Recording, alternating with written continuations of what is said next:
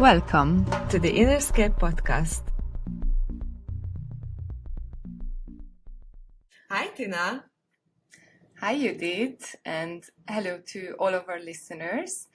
In today's episode, we would like to discuss the significance of the age number 30 in our lives. And this idea was inspired by one of our friends, our common friend's upcoming birthday. And we would like to dedicate this episode to him. So, happy birthday! Happy birthday! I witnessed many of my friends, including myself, and also older friends of mine who have celebrated their 30th birthday, that they all experienced it in different ways. So some were truly happy to reach this beautiful age, but some were kind of disappointed because they felt that they were not in the right place in their lives, and they were feeling that the weight of this time passing by was pressuring them. So, Judith, what do you think about this kind of attitude towards this age in your circle and also in your own life? I think it really varies depending on your values and what stage you are in your life and in your personal journey and achievements. Personally, I turned 30 in the first phase of the pandemic. So it gave me a forced pause to reassess my life. It kind of felt like a summer holiday after a school semester that you no longer get when you're an adult. Mm-hmm. But for me, that was just after the first lockdown, so we didn't have to go to work anymore. There was no distraction. You couldn't go out to the pub or to socialize, nowhere. So I had to sit at home alone with my flatmates and just think. And it gave me an amazing opportunity to ask myself questions. Am I on the right path? What I want to do in my life, and who am I really?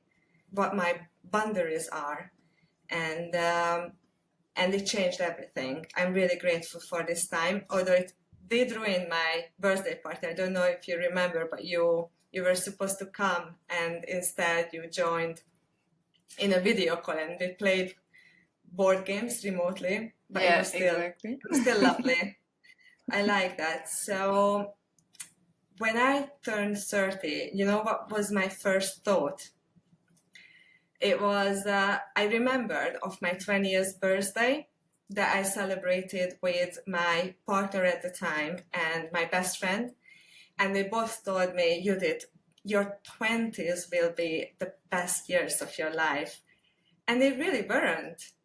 I was so lost. I was so confused in my 20s. I was unaware, and I tried to fit in. I tried to fulfill my roles in society, finish the university, get a job, and I had no idea what would make me happy.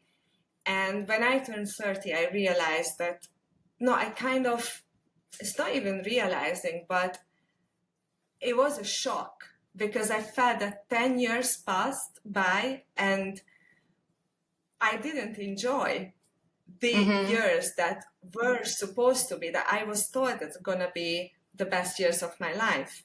Okay. So I decided that I'm not willing to waste more time.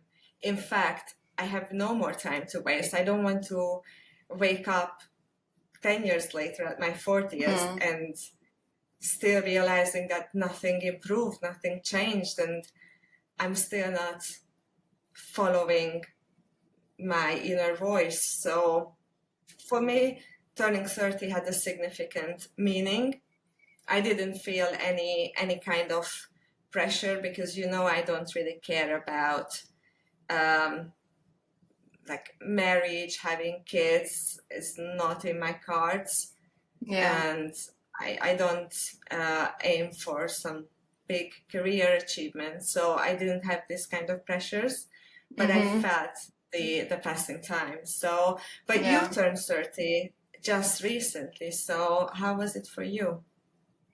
Yeah, for me was really good. I was one of those people who were really happy about turning 30, and I was not like ashamed like I think many of the people are sometimes when they are 30 and they don't feel that they are where they're supposed to be. But it's interesting what you say, that you were also in a your 30th birthday happened in a strange time, right? Around pandemic time. So it also has a huge effect on it, but at the same time you experience that this misjudgment about the 20s, how it's supposed to look like for everyone. It didn't look the same for you. So for you, becoming 30 was kind of like this realization that here's my time, and just because my 20s were not good, my 30s can be good. But in comparison, I can tell you the other side, when I think my 20s were really good, especially the beginning of my 20s were really highly achieving my goals, and I felt like I'm really active and I'm doing the right things and I'm like pushing life forward.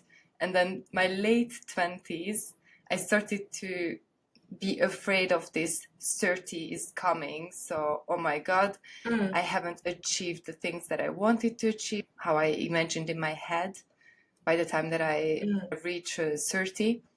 And because I'm a huge overthinker, I was already kind of worrying about this when I was 28 and 29, just seeing forward that, oh, before 30, I have to be this person, I have to do this, I have to have that amount of money and be in this place and have this relationship, and it was not going well for me, because I was feeling all this pressure of time that I missed out while I was like 20 years old. I should have built those things up, but I didn't.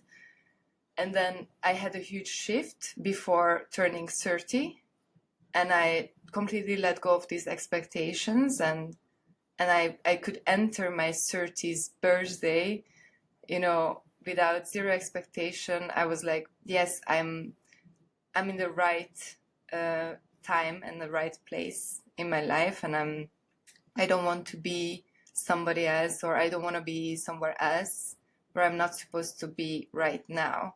So I was super grateful for what I achieved so far, and I was just looking forward to what's next. And the same, like having all these people in my life, and whoever came, you as well, came to my birthday, and like being there physically when I'm living in a different country, this meant so much, because this makes you feel important, not the presents and the cake and stuff like that, but that you're important enough for these people to be your there. cake was epic, I must say. I really liked it. Yeah. You said it so perfectly. You said something that I don't know if you realized, that you were so happy in your early 20s. And I think this happiness in our youth comes from all the life energy we have. It comes from the carefree mentality. You get out of school, you discover the world, you discover your sexuality, you make friends, lasting friends, and your first relationships. And it lasts until the point when the first responsibility kicks in.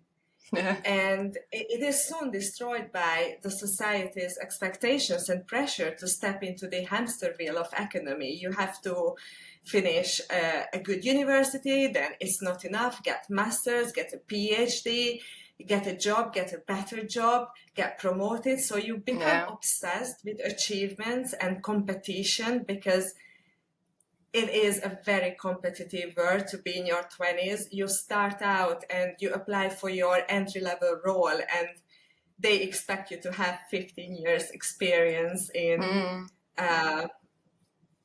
whatever SEO, marketing, whatever field you want to work in.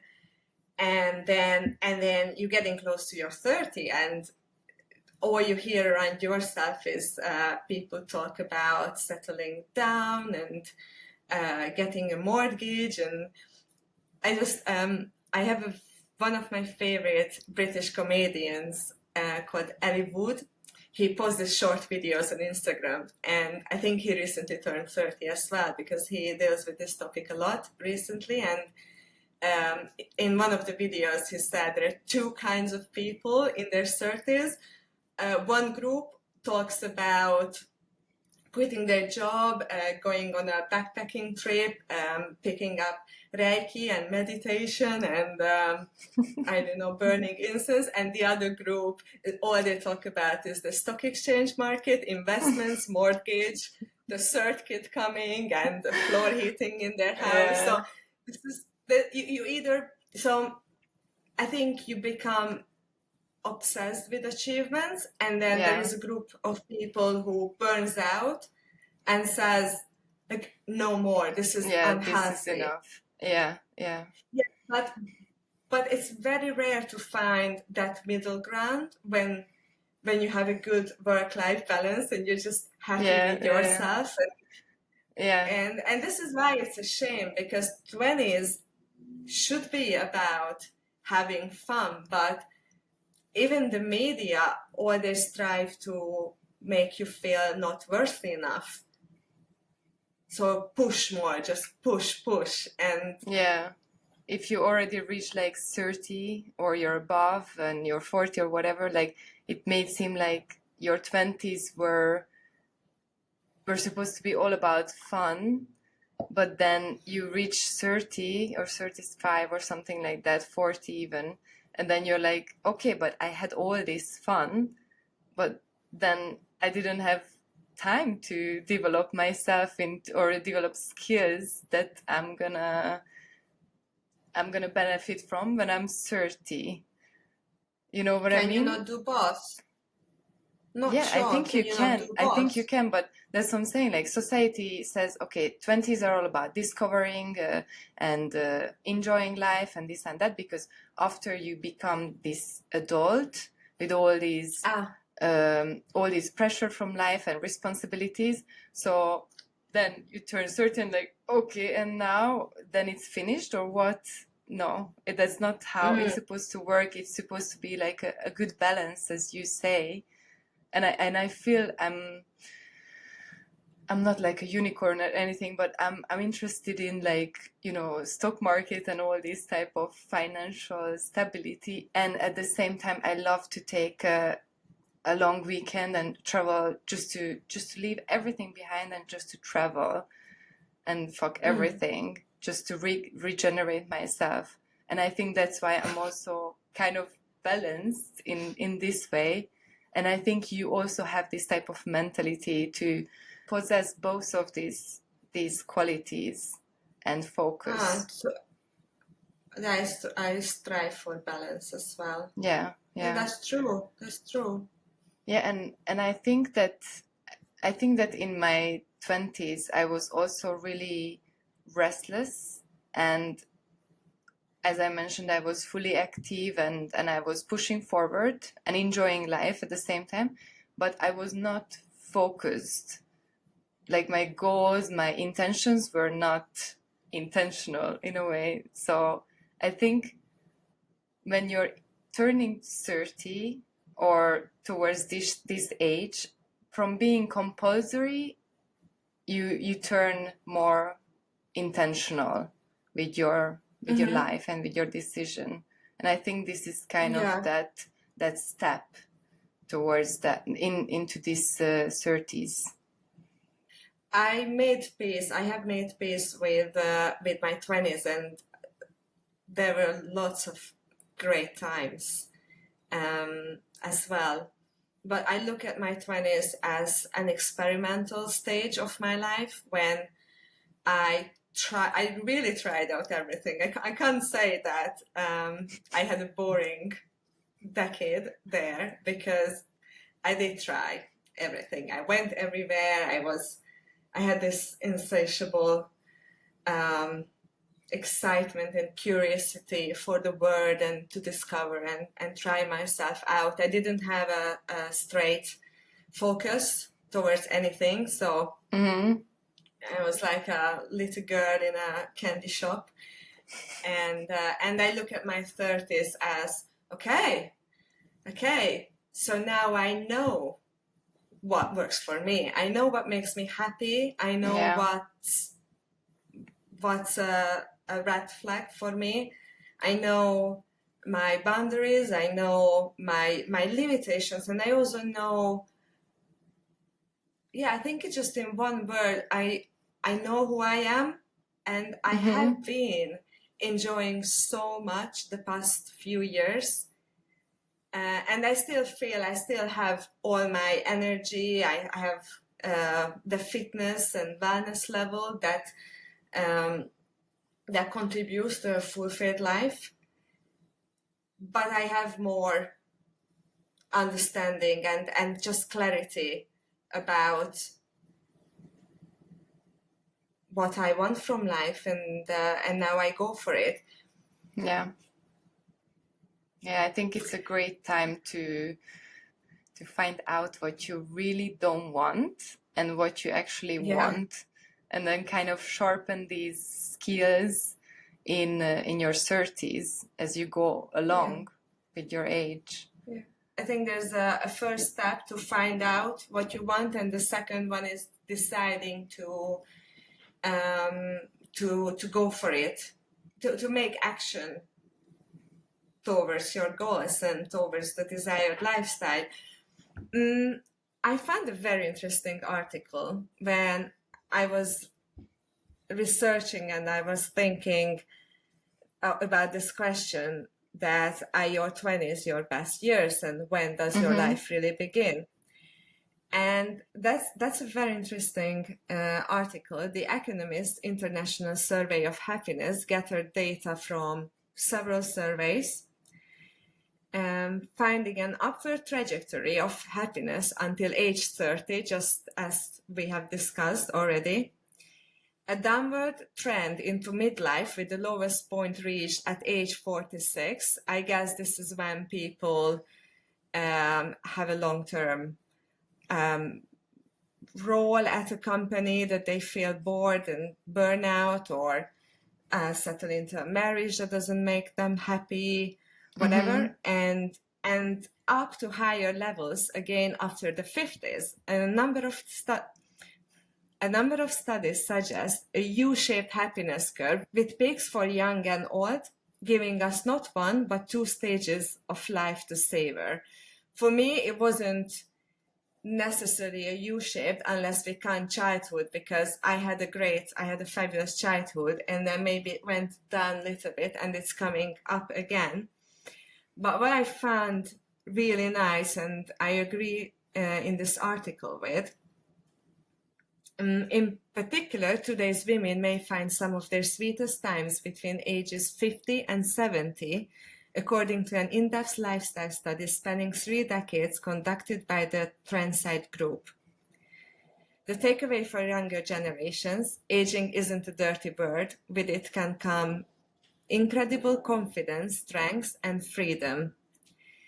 Experts theorize a number of reasons that happiness may increase with age, including increased wisdom or psychological intelligence in handling challenges, fewer aspirations and expectations of self, greater appreciation for life, living in the moment with less worry about the future, greater ability to regulate emotions and less worry about pleasing everyone all the time.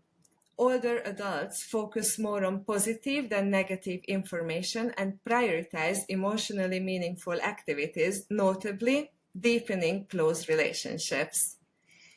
So I think it's very promising, and I am already We just have to wait a few years. We just have to wait till like we're 50 years old. Yeah, but No, I'm I'm happy. I kidding. think I'm kidding. 50 is the new 30. Like, look at even Definitely, yeah. Hollywood. Look at Jennifer Yeah. Aniston, Sofia Vergara, Jennifer Lopez, and I know they have all the tools to look great and feel great.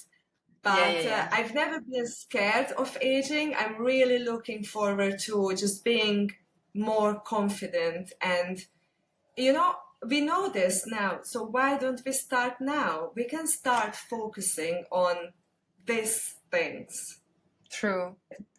It's interesting that you mention especially women experience this, because I think I heard this from Oprah or some beautiful like actress who's now like 70 years old or 60 something, and they had this talk show about how you feel, how you deal with aging and all that, and they were discussing about this, that they never felt better in their life, because now is the time that they still look good, but I mean, they are not desirable, like young women, because of our vision in society about these things. But so they're not having to impress others, not women, not men, so they can truly focus on themselves, because the superficial things are gone in a way. And then now they can truly focus on how to be happy and how to do what they want to do. And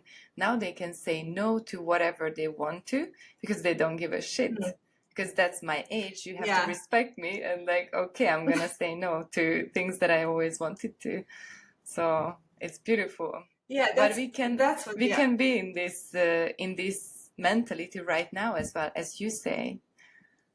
Yeah, but that's what the article said, that fewer aspirations, so you have fewer goals, you don't care about achievements anymore and expectations and worries about the future. So I think just respecting someone because of their age is not necessarily something I agree with, because I think you have to win that respect. You have to be nice and intelligent, or just like kind to people, just because.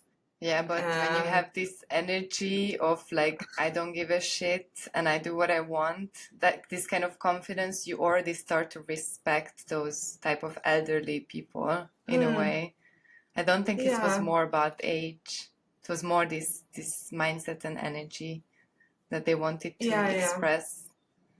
But yeah, what you just said, I agree. You asked why don't we start doing it now? And I agree, your best years start when you drop the bullshit, when you stop trying to be someone else, when you stop lying to yourself and just embrace the art of not giving a fuck about things that don't matter.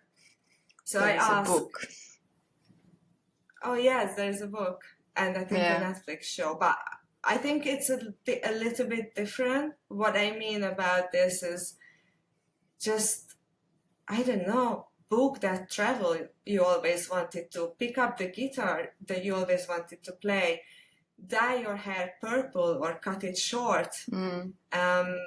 Tell the boy or the girl that you think they look gorgeous and ask them out for a coffee.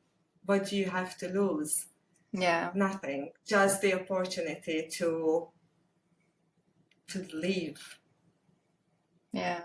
Thinking about so many kids in different countries don't even make it till they're 20 even. It's, I don't know, I just think that this ageism is so stupid. If it's about 60, 70 or 30, 20, it doesn't matter. It's just a number in a way. But of course, energetically, it's affecting us because we are getting closer to death, or it feels like. But if you don't make every day count, then it doesn't matter how long you're gonna live, because you can get hit by a bus tomorrow.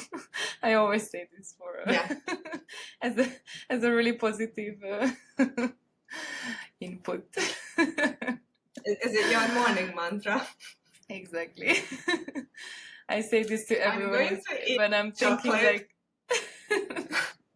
when I'm thinking that they should start doing something. I'm always telling them, but you can get hit by a bus tomorrow, so don't wait Yeah. for it. Yeah. Yeah, you really can. No, I'm still fixated on this idea that if we know this wisdom that comes with the older age, that we can really start practicing it today and just leave like nothing matters or like no consequence matters. Just try the things we wanted to try and be honest. Be honest to ourselves. I think the only thing you can regret later is the things you didn't try, not the ones, because even if something goes wrong, you say, it's either turning into a funny story later with your friends over a bottle of wine, or you write it off as a life lesson that you learn from. Yeah, definitely. Back to the article that you were mentioning, it made me thinking also about another thing, that you were kind of mentioning all these stages in our lives, like 20s, 30s, 40s, 60s, how it's all, changing our mindset about how to look at life. And in Indians culture, there's also a significance for the 32 years and 7 months. Yeah, so they calculate it by 2 solar cycles passing plus the balavasta, which I'm not going to go into.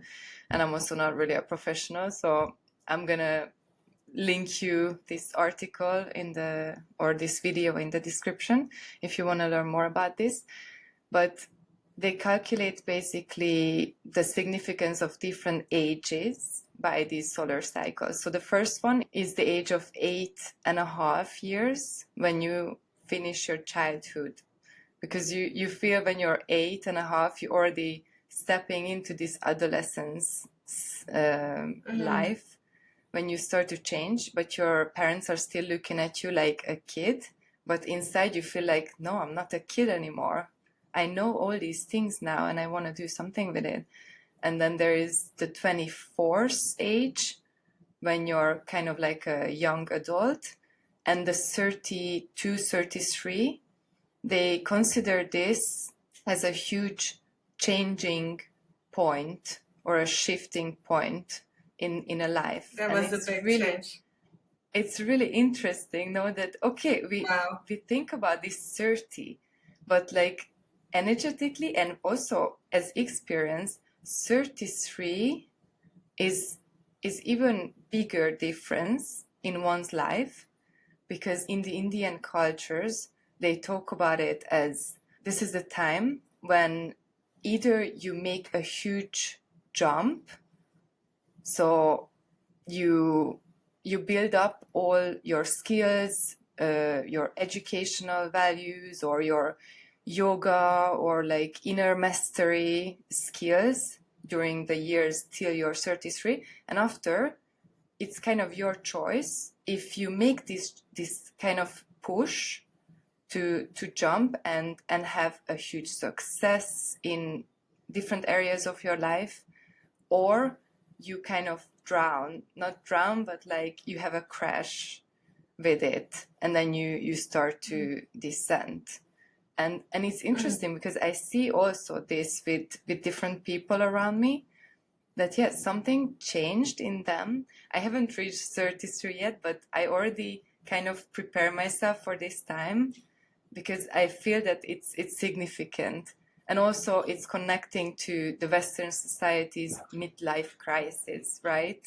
So I think what happens is that you're very active in your 20s, you party, travel, study, work, and then you slow down, you quiet down. And for some people it really works. Some people are super happy raising a big family, moving into the countryside, but many people realize that, oh no, this is so not me. I've never lived my dreams. I've always just kind of followed a train track, but never thought of what I wanted.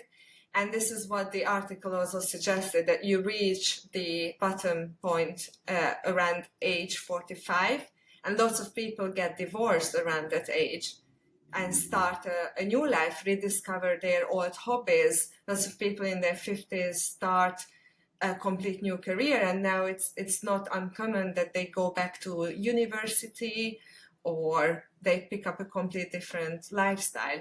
I think you can either harvest your 20s, so every seed you planted in your 20s, you can learn from that and harvest and grow in that direction, or you can realize, okay, chapter closed, now I start with a blank page.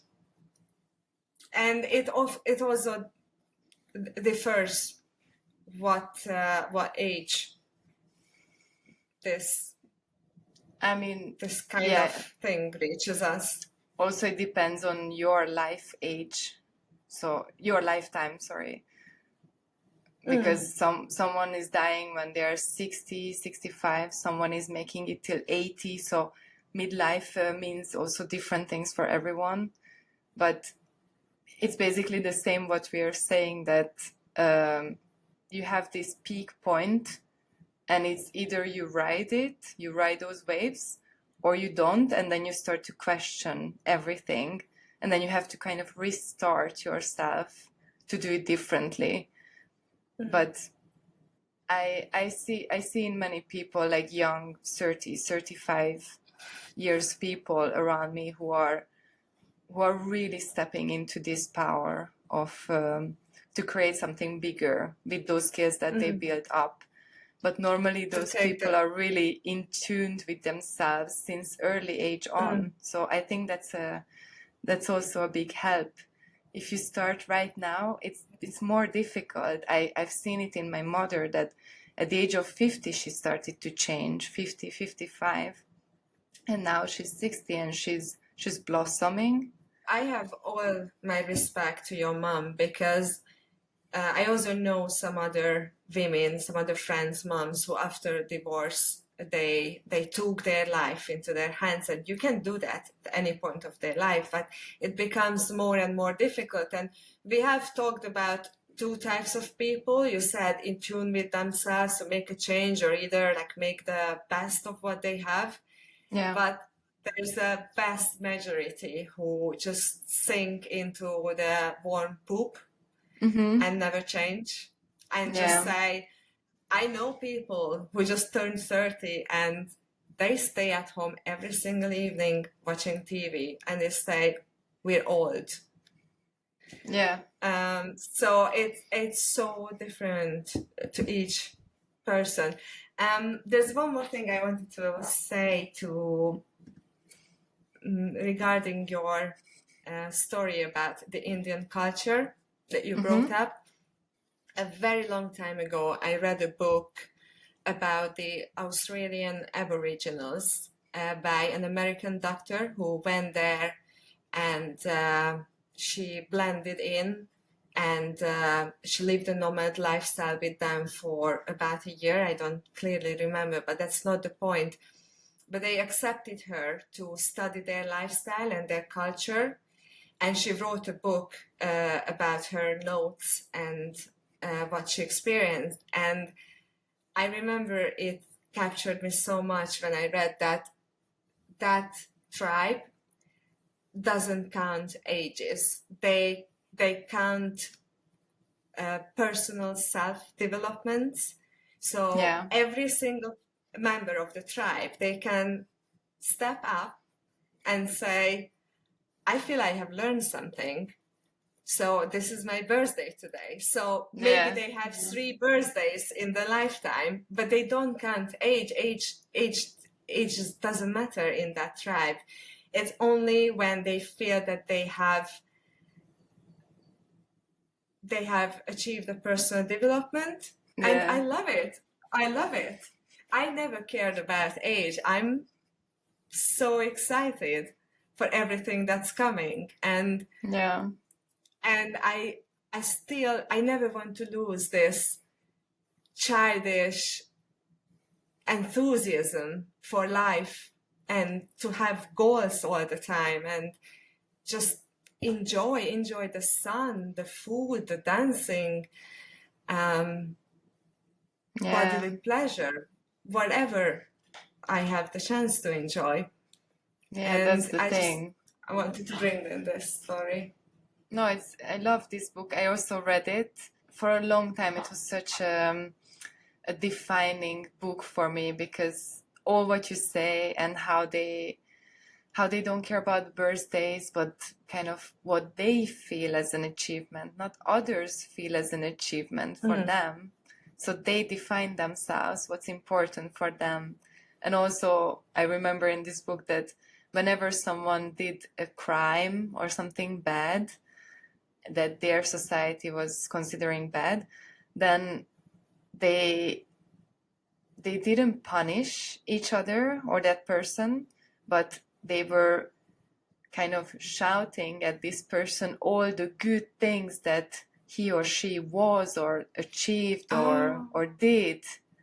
So because when you do something bad, it's not because you want to, it's because you're hurt with something and you make a bad decision, and that's how they try to correct it, and then after they welcomed him or her back in the group.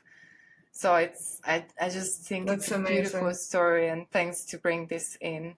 What I have to burst your bubble, because I read after this book and it's most of it is fiction, and she never really. Is it? Yeah, it's not really happened in this way that she was going there and like living there.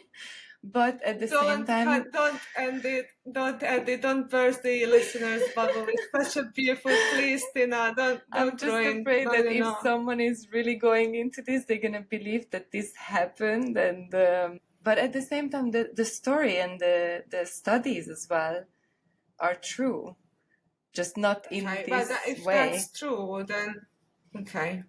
That part, that many parts is fiction. So. But it doesn't matter because it's a beautiful story, so I don't mind. Don't tell me now that Santa doesn't exist, because I don't think I can take more today. Okay, so we're gonna discuss this in another episode with the tooth fairy as well.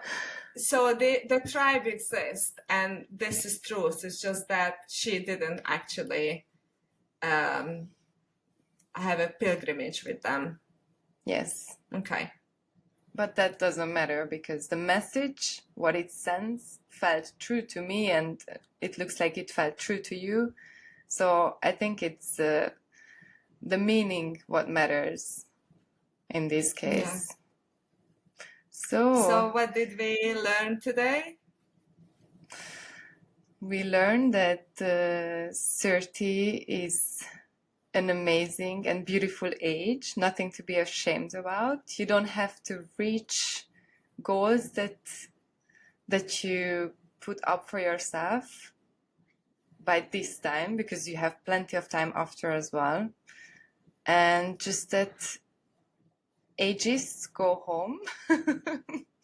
Fuck it. It doesn't matter how old you are. Every age is beautiful, and it's never too late. I think it's never too late to change your life, or to be who you really want to be, or to be honest with yourself. And I actually have one. It's on my vision board. Look, vision board. So I have this quote from Amy Portfield. She's a marketing expert, and she said, "Don't compare your chapter 1 to someone else's chapter 10.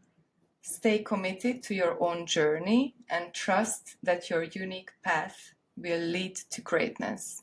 And I think it's so beautiful, and it's so true for me. So that's what I learned. Thank you, Tina. What did you learn? You did. I'd like to add here that I'm a bit afraid that people who listen to us, maybe in their 40s or 50s, will crucify us just saying that don't be afraid of 30. I think 30 is a very, very young age. And when when you look at people who are just going to reach 60, they wish they were only 40, or they wish they were only people 70. So we always wish to be someone else. So I think we should just stop wishing and living in the moment. And I think you can be young whenever. It's all up to you, up to your mentality, up to your attitude towards life. And if you keep dreaming and loving and enjoying, then there are two ages in life. You're either alive or dead. So, okay, again, a really positive that's what I learned. mic drop. No, I think it's I should true. really get a mic or just drop Yeah, this. a little golden mic. You're either alive or dead. Okay. But it's true. It's so true. Like, why would you worry about these things? Then you're gonna waste time in your own life, in your own age, and you're never too late. You can always change things. Doesn't matter how old you are. And you can also bring back this kind of childish looking at things. So being curious, being open-minded, and not being stuck with all these point of views that are controlling you. So I think that's what you're saying. Just stay curious and stay positive, and you're gonna feel good, and you're not gonna feel old ever. Yeah. So.